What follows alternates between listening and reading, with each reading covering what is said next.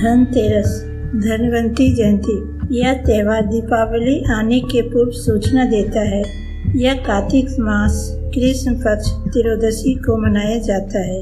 इस दिन घर में लक्ष्मी का आवास मांगते हैं। इस दिन ही धनवंती वैद्य समुद्र में से अमृत कलश लेकर प्रकट हुई थी, इसीलिए धनतेरस या धनवंती जयंती भी कहते हैं।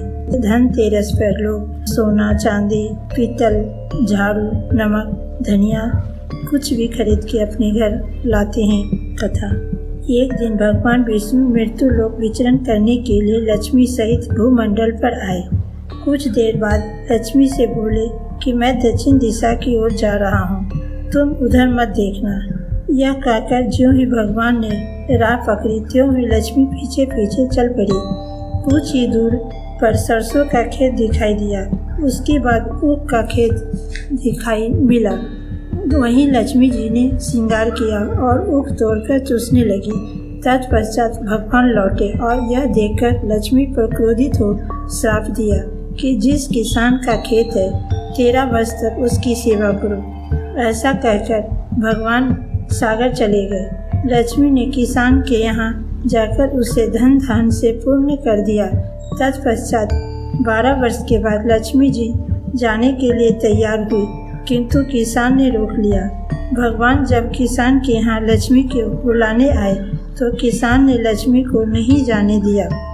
तब भगवान बोले, तुम परिवार सहित गंगा में जाकर स्नान करो और इन कौड़ियों को भी जल में छोड़ देना।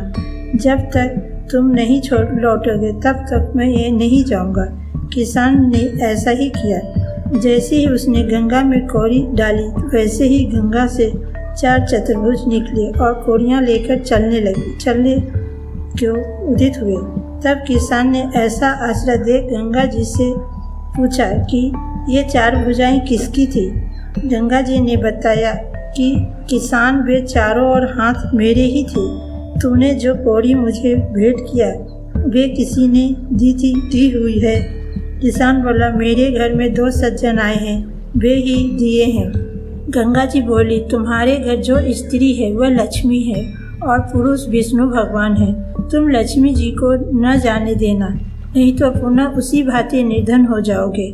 यह सुनकर वह घर लौटा तो भगवान से बोला कि मैं लक्ष्मी जी को नहीं जाने दूंगा।